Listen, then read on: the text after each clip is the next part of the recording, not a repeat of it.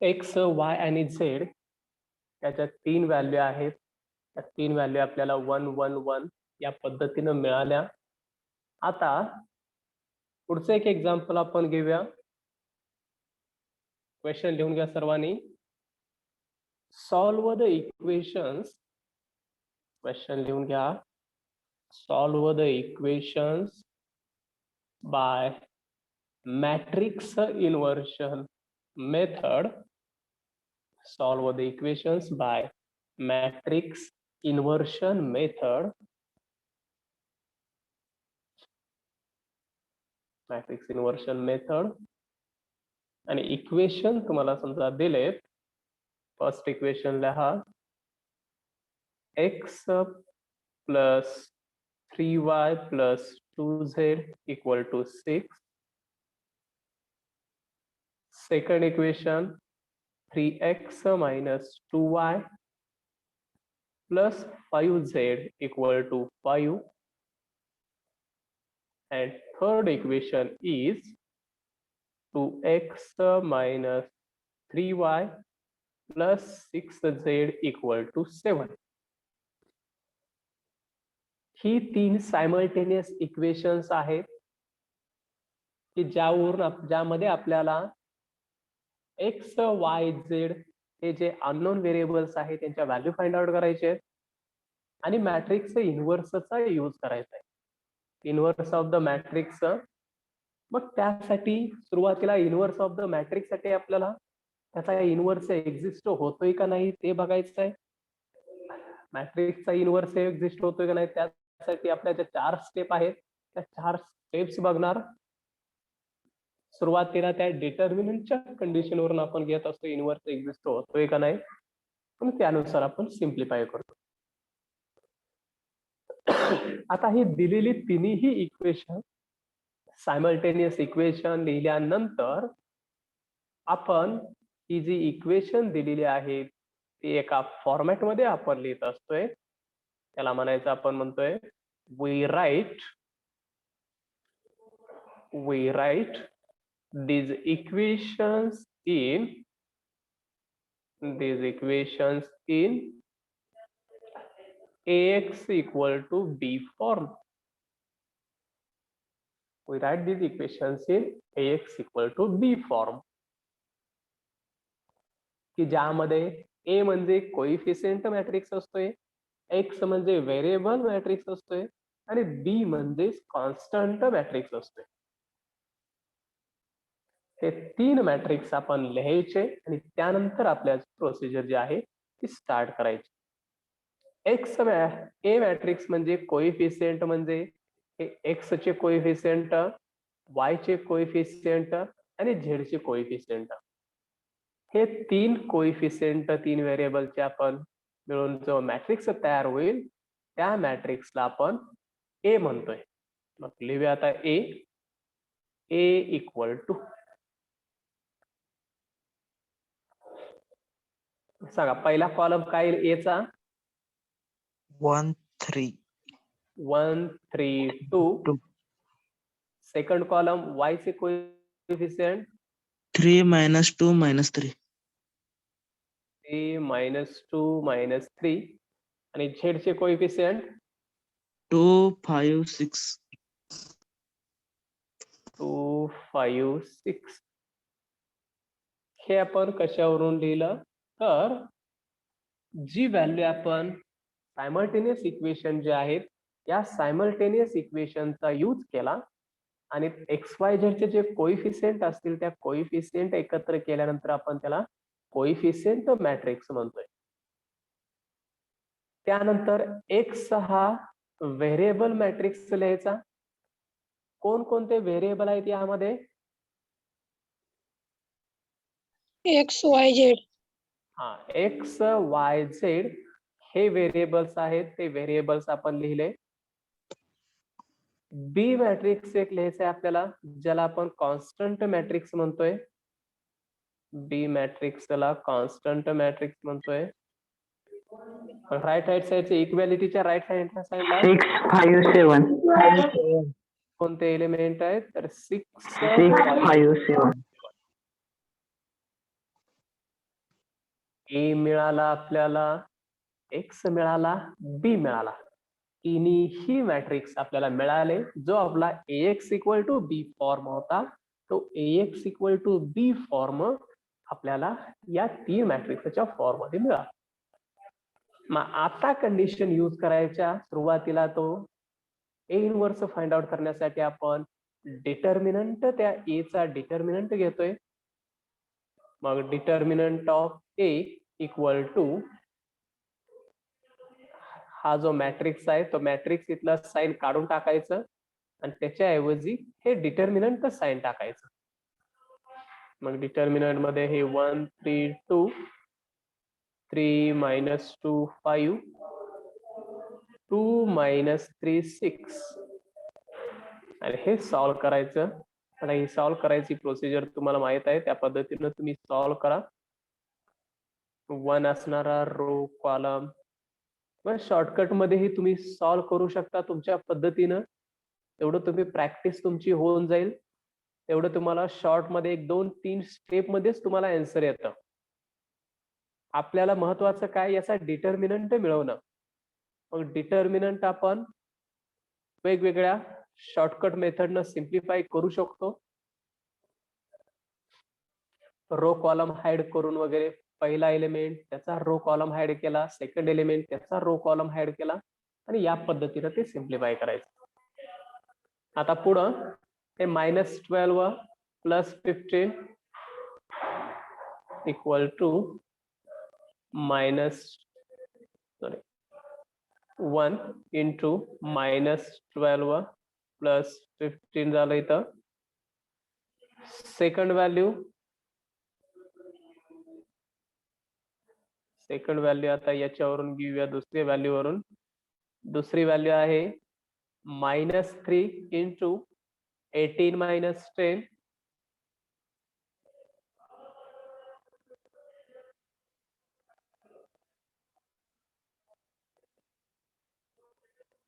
-3 18 minus 10. Third value +2 -9 plus 4.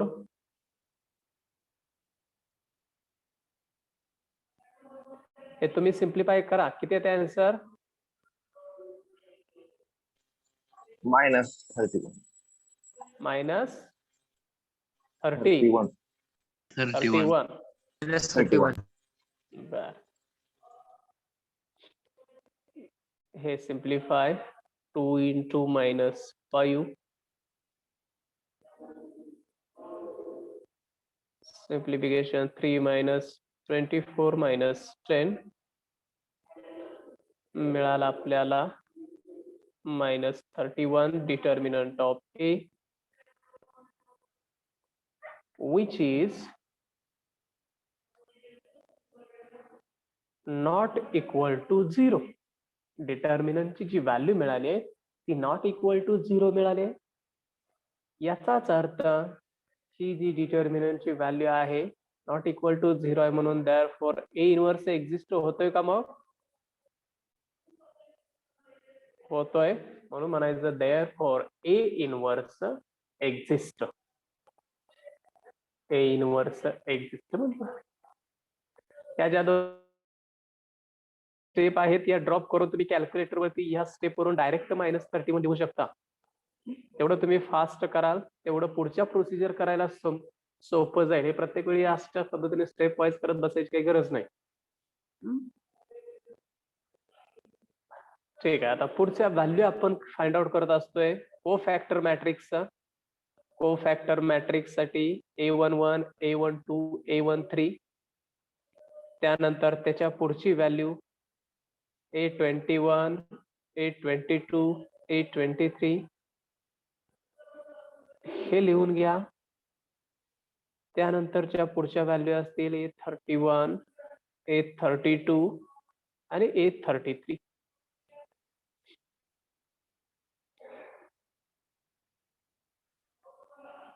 ही procedure आपल्याला माहित आहे, त्यामुळे डायरेक्ट आपण या 9 एलिमेंट जे आहेत त्यांचे साइन घेऊया. प्लस मायनस प्लस या पद्धतीनं साइन आपली आपण घेत जातोय. प्लस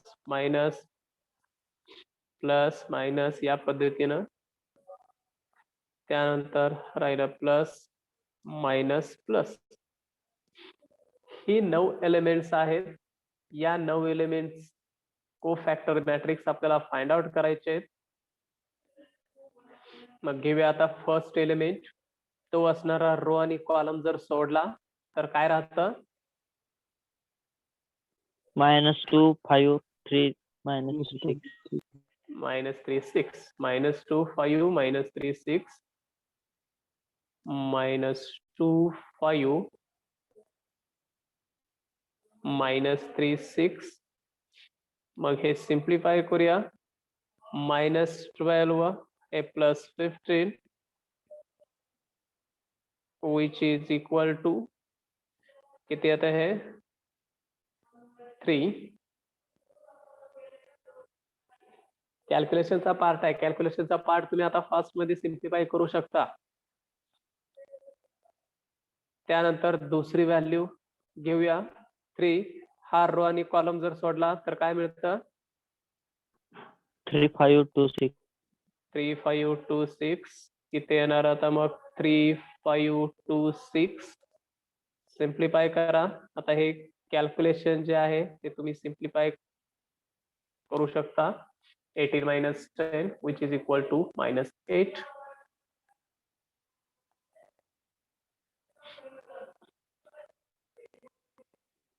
त्या पद्धतीनं तिसरी व्हॅल्यू आपल्याला घ्यायची आहे आता. की तिसरी व्हॅल्यू तो रो आणि कॉलम जर सोडला तर 3 - 2, 2 - 3 - 2, 2 - 3.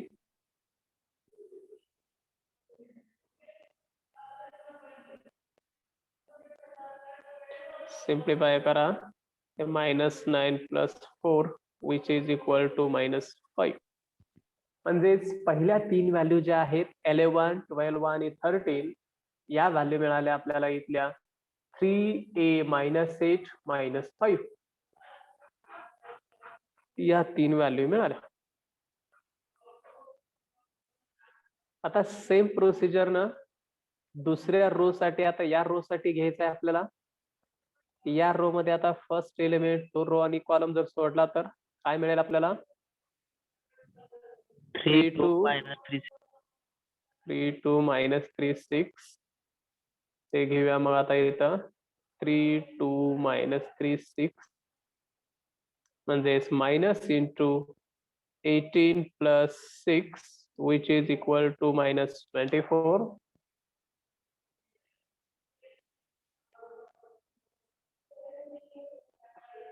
सिम्प्लिफाय करूया आता दुसऱ्या व्हॅल्यू साठी. दुसरी व्हॅल्यू आहे इथली -2. तो रो आणि कॉलम जर सोडला तर 1, 2, 2, 2, 6. 1, 2, 2, 6. 1, 2, 2, 6. हे आहे असं -24 आहे. Plus 6 - 4 which is equal to 2. दुसरी व्हॅल्यू आपल्याला 2 मिळाली. सेम प्रोसिजर तिसऱ्या व्हॅल्यू साठी आपल्याला घेऊया आता की -5 व्हॅल्यू आहे. तो रो आणि कॉलम जर सोडला तर 1, 3, 2 - 3. 1, 3, 2 - 3 बरोबर आहे. 1, 3, 2 - 3.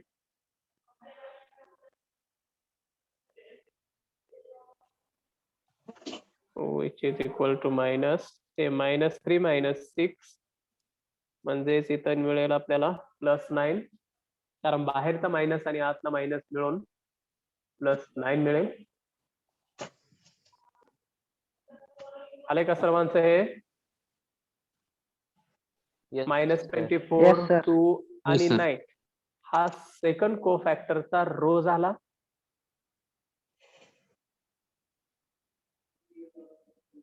आता पुढच्या व्हॅल्यू साठी आपण थर्ड रो घेतोय. हा थर्ड रो त्यातला पहिला एलिमेंट रो आणि कॉलम सोडला तर मिळेल आपल्याला 3 2 minus 2 2 5. minus 2 5.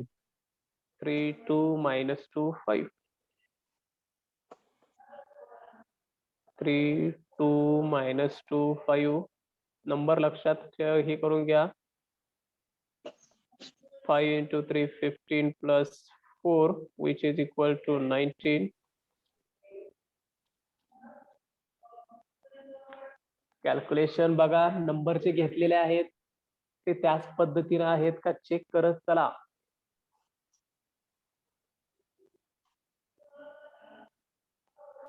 त्यानंतर पुढचा नंबर आहे आपला -3. तो रो आणि कॉलम जर सोडला तर 1 2 3 5. 5. 1 2 3 5. मग हे कॅल्क्युलेशन करायचं आहे आपल्याला. 5 minus 6 which is equal to 1. नंबरचा सिक्वेन्स वगैरे ते रो कॉलम ऍड करून बघा त्यानुसार येते का.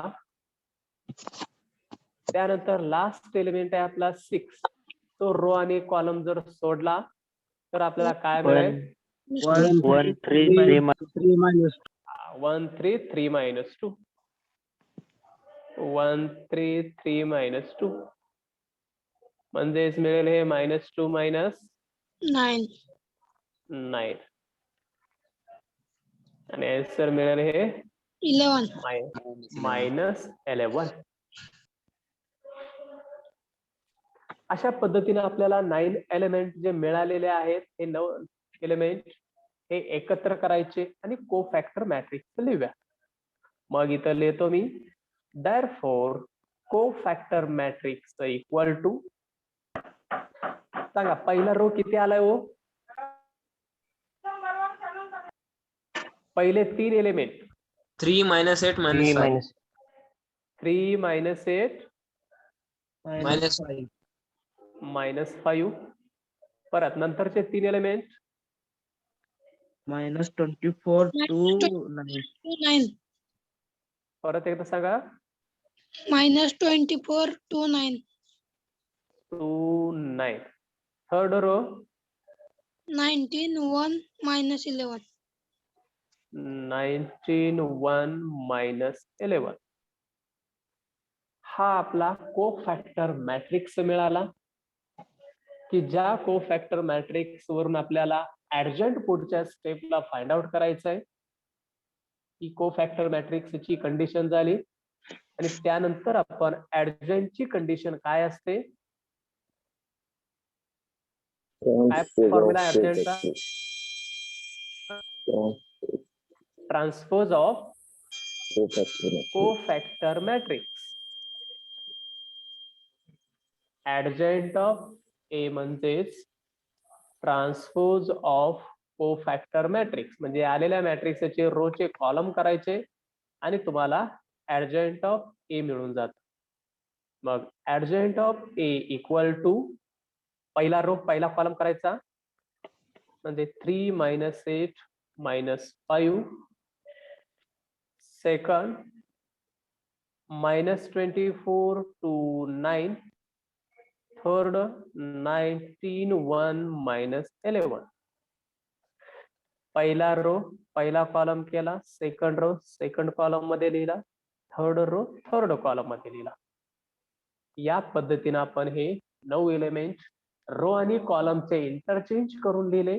याला आपण ऍडजंट ऑफ ए म्हणतोय. लिहिलं सर्वांनी ऍडजंट ऑफ ए. Yes sir. हो सर. ओके. कोफॅक्टर मॅट्रिक्स करून ऍडजंट काढला आणि आपली ए इनव्हर्सचा आता फॉर्म्युलेची स्टेप आहे. सांगा ए इनव्हर्सचा फॉर्म्युला कोण A सांगेल. ए inverse equal to 1 upon adjacent of A 1 upon determinant of A into adjacent of A. adjacent of A. 1 upon determinant of A into adjacent of A आहे.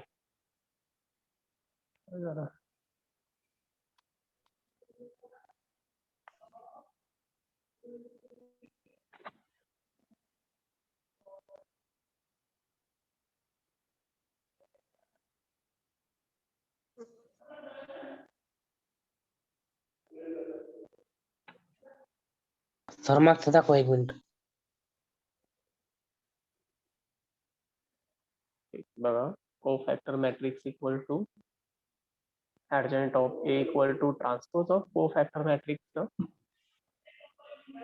Then adjoint of A equal to,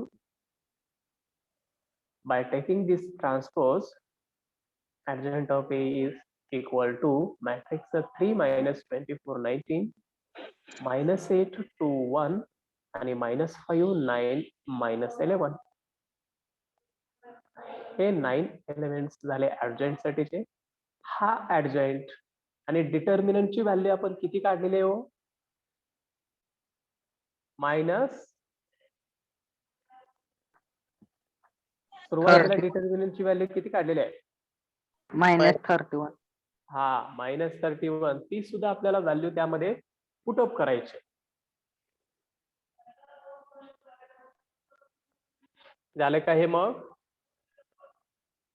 yes sir.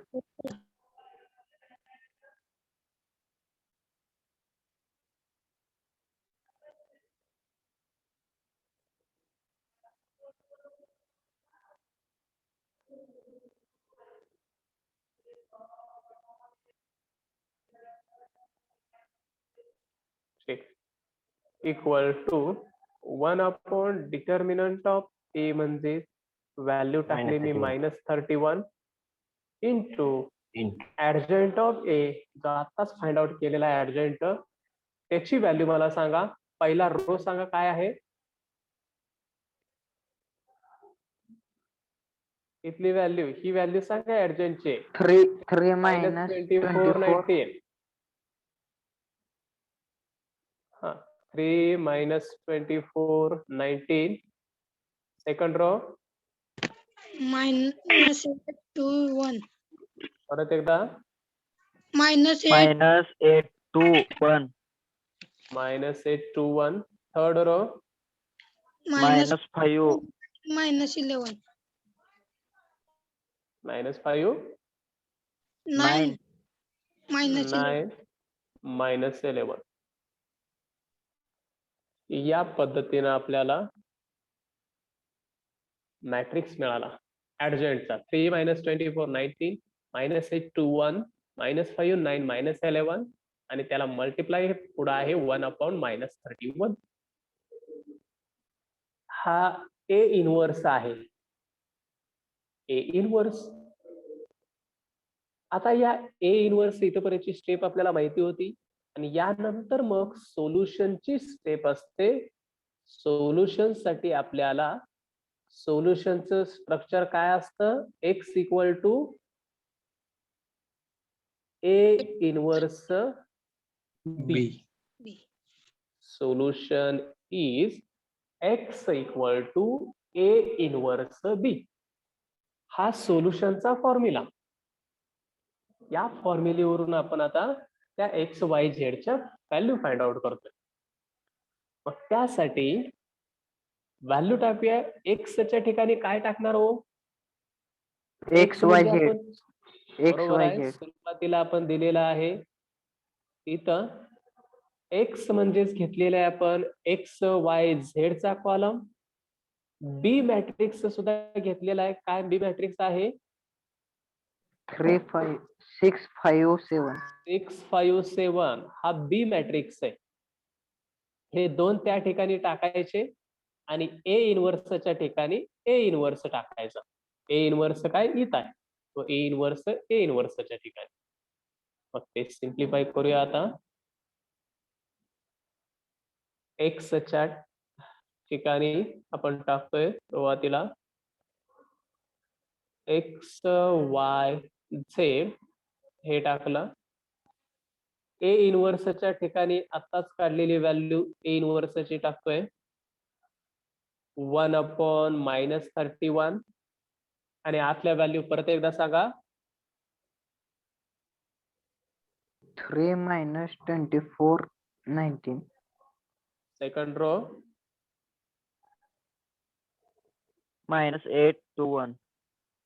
Third row -5 9 -5 9 -11. हा A inverse आणि त्याला multiply आपला आता जो बी घेतलेला आहे तो बी आपल्याला किती मल्टिप्लाय करायचा आहे 6 5 म्हणजेच बरोबर आहे 657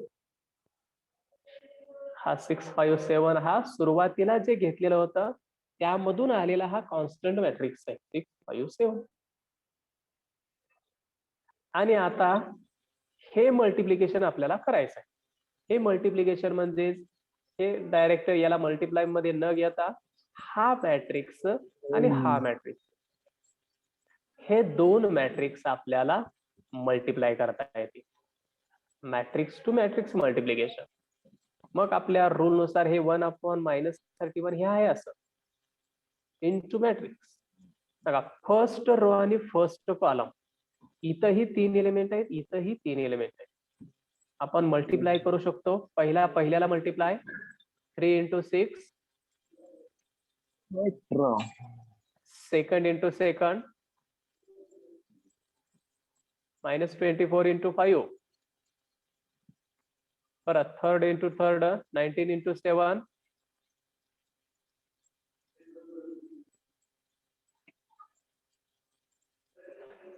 कॅल्क्युलेशन करा कॅल्क्युलेटर वरती करायचं आहे तुम्हाला फक्त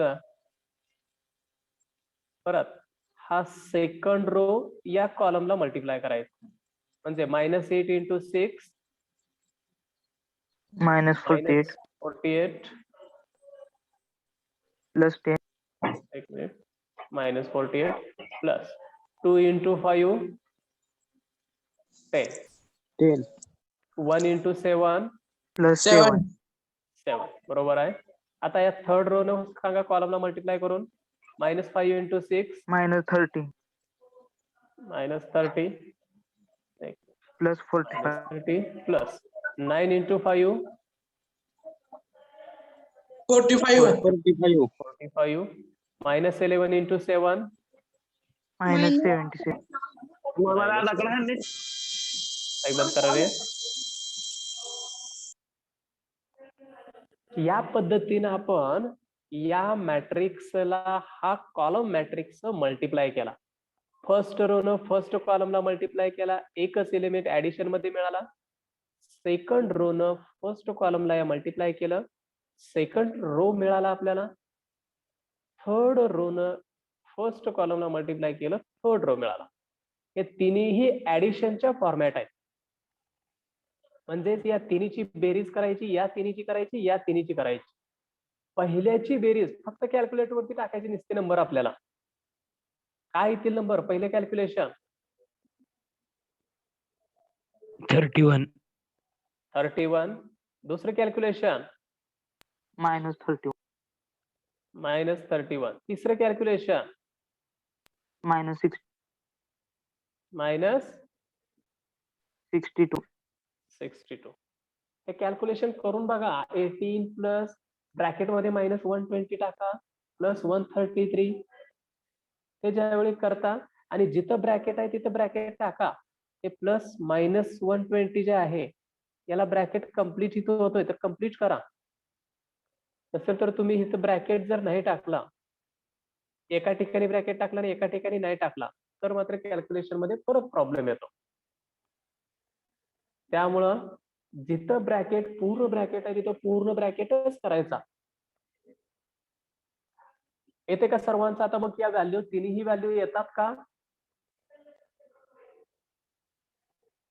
कुणाला काय अडचण आहे यामध्ये नाही सर येते येते सर्वांना येस सर ओके ठीक आहे मग आपण आता व्हॅल्यू लिहूया खाली therefore x y z डाव्या साईडच्या व्हॅल्यू आहे असं which is equal to 1/-31 into value आपल्याला घ्यायची आहेत मिळालेली पहिली व्हॅल्यू 31 दुसरी व्हॅल्यू -31 तिसरी व्हॅल्यू -62 बरोबर आहेत का व्हॅल्यू लिहिलेला होय सर का पहिली मायनस आहे दुसरी प्लस आहे बरोबर आहे बरोबर आहे 31 -31 -62 या आपल्याला त्या ब्रॅकेट मधल्या ऍडिशन केल्यानंतरच्या व्हॅल्यू मिळालेल्या. आता ही जी व्हॅल्यू आहे ही व्हॅल्यू ज्यावेळी आपण काढून टाकू त्यावेळी आपल्याला हे तिन्ही कम्पेअर करता येतं. मग हे काढून टाकायचं असेल तर हे यानं आपल्याला डिवाइड करावं लागेल. लक्षात, बरोबर आहे, डिवाइड करावं लागेल या तिन्ही व्हॅल्यूला यातल्या या व्हॅल्यू. म्हणजे -31 ला 31 ला डिवाइड, -31 ला आणि याला डिवाइड. तर आता डिवाइड सांगा मला. पहिल्या व्हॅल्यूला डिवाइड केलं -31 न किती येतं? -1. -1. परत -31 भागिले -31 1. -62 डिवायडेड बाय -31 2. म्हणजेच राईट साइडला आपल्याला या 3 व्हॅल्यूचा एक कॉलम मॅट्रिक्स मिळाला. लेफ्ट साइडला XYZ हे आहे असतं. आता दोन्ही मॅट्रिक्सच्या बाहेर कुठं काय दिसतंय का हो कॉन्स्टंट वगैरे? नाही दिसत. म्हणजेच आपल्याला हे कम्पेअर करता येतं या स्टेपला. आता म्हणजेच बाय कम्पेअरिंग आपण म्हणणार, कम्पेअरिंग टू मॅट्रिक्स. एक्स पहिली व्हॅल्यू पहिल्याला कम्पेअर, दुसरी दुसऱ्याला कम्पेअर, तिसरी तिसऱ्याला कम्पेअर करायची. मग यावरून आपल्याला XYZ च्या व्हॅल्यू काय मिळतील? X is equal to -1, Y is equal to 1, Z is equal to 2. बरोबर आहे. X -1 Y1 Z2, X -1 Y1 Z2. या पद्धतीने आपल्याला या 3 व्हॅल्यू मिळतील. -1 1 2 हे कम्पेअर केल्यानंतर आपल्याला मिळालं. बंद करा. आपण त्याचं सोल्युशन म्हणून देणार. सोल्युशन ऐकूनच चालू रे.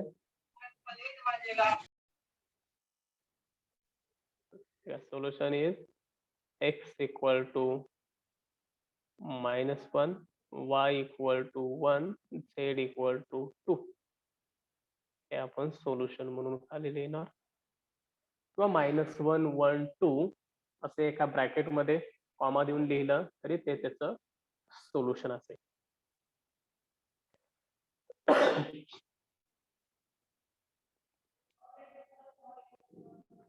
लक्षात सर्वांच्या हे सोल्युशन कशा पद्धतीने फाइंड आउट केलं सर्वांना समजलं? हो.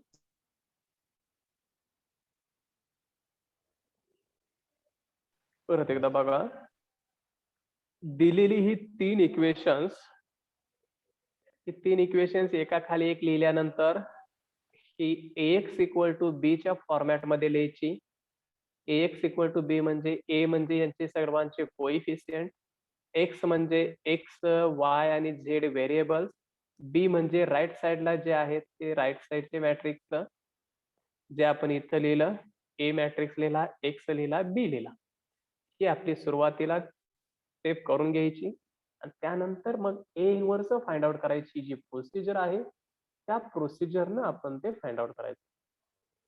जसं की determinant of A, determinant of A find out करायचा. आपल्या A चे मॅट्रिक्स असता तो डिटर्मिनंट घ्या. डिटर्मिनंट घेतला, मला मिळाला इथं -31. ही आलेली -31 व्हॅल्यू नॉट इक्वल टू 0 आहे. Therefore A inverse exist. Value not equal to 0 आहे म्हणून एक्झिस्ट होत आहे. इक्वल टू 0 असतं तर एक्झिस्ट झालंच नसतं. मग ही व्हॅल्यू मिळाली. या व्हॅल्यू नंतर आपण आता कोफॅक्टर मॅट्रिक्स घेत असतोय. कोफॅक्टर मॅट्रिक्स साठी आपल्याला माहित आहे A11 A12 A13, त्यानंतर A21 22 23, तसंच A31 32 33. अशा पद्धतीनं 9 एलिमेंट्स आपण फाइंड आउट करणार आणि त्याचा एक कोफॅक्टर मॅट्रिक्स मिळवला. हा कोफॅक्टर मॅट्रिक्स झाला आणि याचा कोफॅक्टर मॅट्रिक्सचा जर ट्रान्सपोज घेतला तर आपल्याला इथं ऍडजॉइंट ऑफ A मिळतं. Adjoint of A. आणि ऍडजंट ऑफ ए ची ही जी व्हॅल्यू आहे ही मिळाली.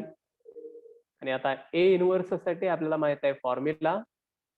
ए इनव्हर्सचा formula 1 determinant of A into adjoint of A हा फॉर्म्युला, ज्यामध्ये डिटर्मिनंट ए ची व्हॅल्यू आपण काढली -31 टाकली, ऍडजंटची व्हॅल्यू टाकली.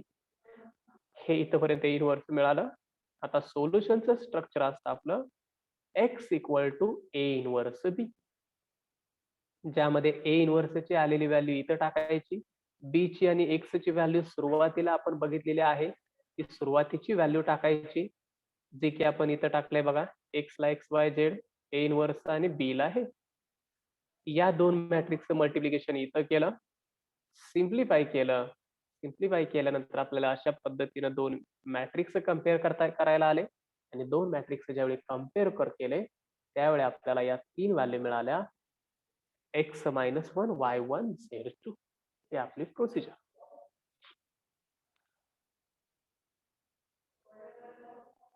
हे सोल्युशनचं स्ट्रक्चर. ठीक आहे. अजून एक एक्झाम्पल सॉल्व्ह करायला घ्या सर्वांनी. लगेच सॉल्व्ह करायला घ्या. क्वेश्चन मॅट्रिक्स इन्व्हर्शन मेथडचाच क्वेश्चन आहे. मी एक्झाम्पल देतोय, सायमल्टेनियस इक्वेशन देतोय, ते लिहून घ्या. x plus y plus z equal to 6, x minus y plus 2z equal to 5, 2x plus y minus z equal to 1. Guess करायला घ्या सर्वांनी. x plus y plus z equal to 6, x minus y plus 2z equal to 5 आणि 2x plus y minus z equal to 1. G example आपण Cramer's rule मध्ये बघितलेले आहे तीच example आपल्याला यामध्ये सुद्धा सॉल्व्ह करता येतात. XYZ तिथे आपण XYZ मध्येच व्हॅल्यू काढलेली आहे, डिटर्मिनंट ऑप्टिमल आहे. फक्त मेथड चेंज आहे. तुम्हाला एक्स वाय झेड चे जे सोल्युशन येणार आहेत ते सोल्युशन तेच राहणार आहे, ते बदलणार नाहीये. फक्त प्रोसिजर, या प्रोसिजरने विचारलं, मेथडने विचारलं तर ही प्रोसिजर करायची, दुसऱ्या मेथडने विचारलं तर त्या मेथडची प्रोसिजर करायची आणि आपल्याला ते सोल्युशन काढायचंय. करून घ्या मग. सॉल्व्ह करायला घ्या लगेच. ax equal to B format लिहा. ए इक्वल टू मॅट्रिक्स लिहून घ्या लगेच. एक्स चे कोएफिशिएंट हे 1 1 2 1 -1 1 1 2 -1 हा ए. एक्स इक्वल टू आपल्याला माहित आहे XYZ,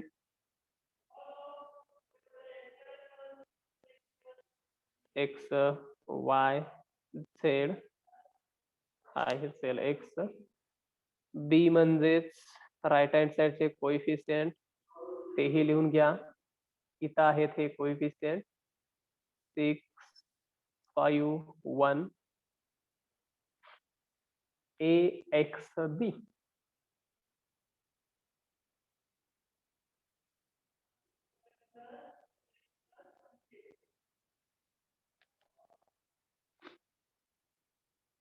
आणि आता डिटर्मिनंट काढायला घ्या. डिटर्मिनंट ए चा डिटर्मिनंट फाइंड आउट करायचा. ए एक्स आणि बी लिहिल्यानंतर डिटर्मिनंट ऑफ ए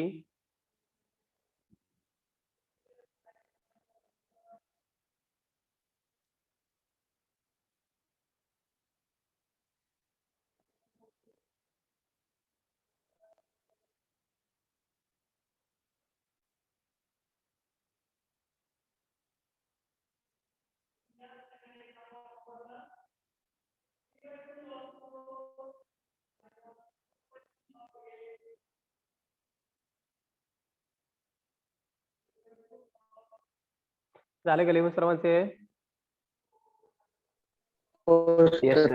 हो sir. Determinant of A find out करून घ्या लगेच मग.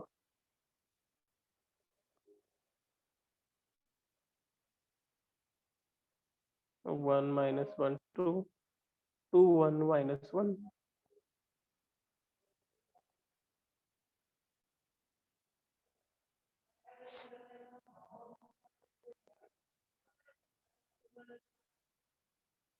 रो कॉलम हाईड करून आपण तो डिटर्मिनंट फाइंड आउट करत असतोय. डिटर्मिनंट टॉपिक मध्ये आपण बघितलेला आहे. त्या पद्धतीनं ते सर्वांनी सिम्प्लिफाय करा. कुणाचा आलाय डिटर्मिनंट 5. 5. ओके, अजून कुणाचा आलाय का?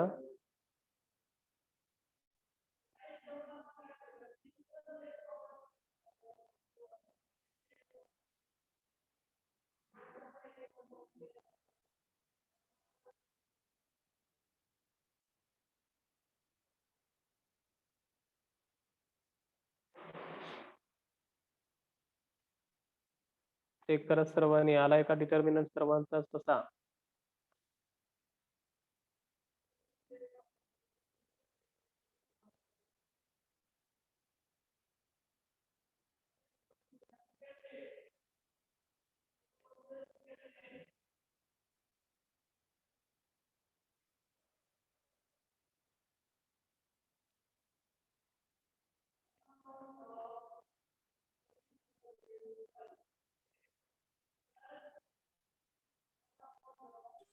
सर 7 येतोय. 7.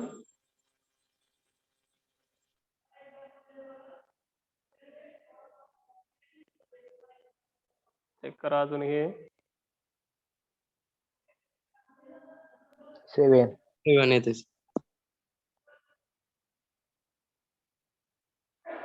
7 येते. ओके,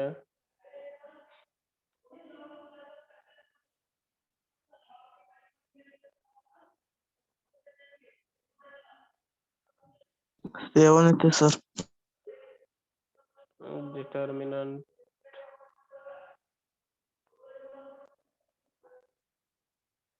लिहून घ्या सर्वांनी खाली. मग therefore म्हणायचं आणि determinant of a equal to 7 which is not equal to 0, which is not equal to 0, therefore a inverse exists म्हणा.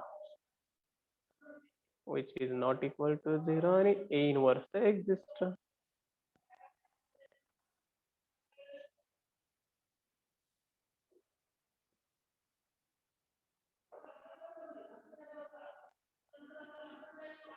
आणि एकदा का a inverse exist होतंय कळलं का लगेच को फॅक्टर मॅट्रिक्स काढायला घ्या सर्वांनी.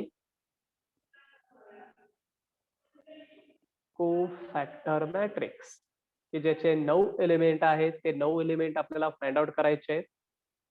A11 12 13 परत A21 A22 A23 A31 A32 A33 अशा पद्धतीने जे 9 एलिमेंट्स आहेत ते 9 एलिमेंट्स को फॅक्टरच्या फॉर्मॅट मध्ये आपल्याला घ्यायचे आहेत.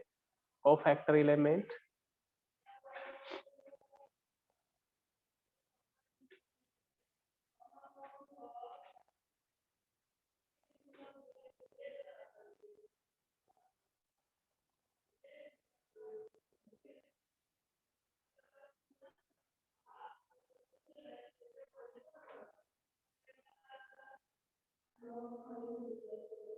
A11 A12 A13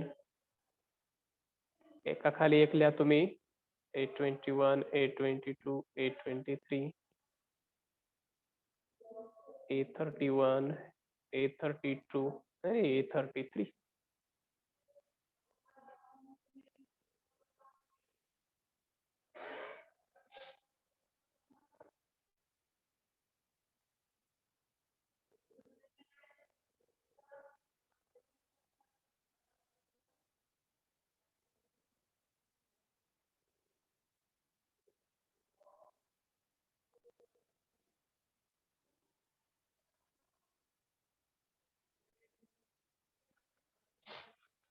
सर्वांनी काढून तिथे व्हॅल्यू मला सांगा फक्त. मॅट्रिक्सचे कोफॅक्टर मॅट्रिक्स फाइंड आउट करायचं आहे. त्याच्या व्हॅल्यू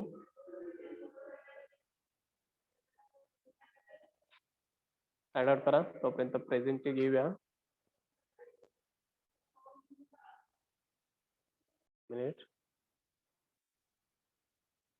हा सांगा. A11 किती आला? -1. -1. A12 5. हा पुढं 3. 3. -1 5 3 हे एलिमेंट आले. A11 12 आणि 13.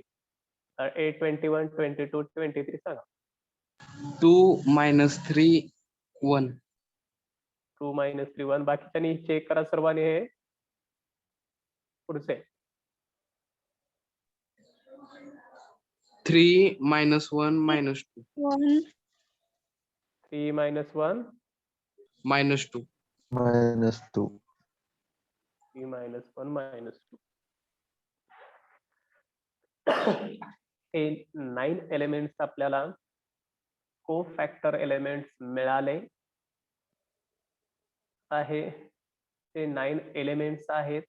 ते 9 एलिमेंट्स आपण एकत्र करणार आणि कोफॅक्टर मॅट्रिक्स लिहिणार. जसे की आपण इथं लिहितोय कोफॅक्टर मॅट्रिक्स.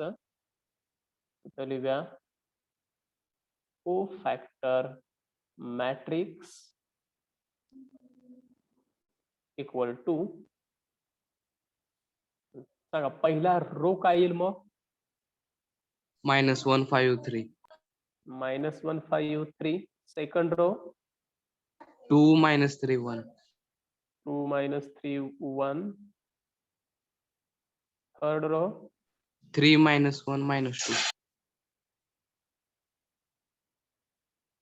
हा झाला आपला कोफॅक्टर मॅट्रिक्स, की ज्याचा ट्रान्सपोज घेतल्यानंतर आपल्याला ऍडजॉइंट ऑफ ए मिळणार आहे. त्यासाठी मग equal to adjoint of A equal to transpose of cofactor matrix. जो आलेला कोफॅक्टर मॅट्रिक्स आहे त्याचा आपण ट्रान्सपोज घेतोय. मग व्हॅल्यू फाइंड आउट करूया आता ट्रान्सपोजची, की ज्याला आपण ऍडजॉइंट ऑफ ए म्हणतोय. पहिला row first row, second row आणि थर्ड रो, तिन्ही रो कॉलम न रिप्लेस करायचे. आता पहिला रो जो आहे तो कॉलम मध्ये लिहिला, दुसरा रो दुसऱ्या कॉलम मध्ये लिहिला आणि तिसरा रो तिसऱ्या कॉलम मध्ये. अशा पद्धतीने आपल्याला ऍडजॉइंट ऑफ ए हा मॅट्रिक्स मिळाला.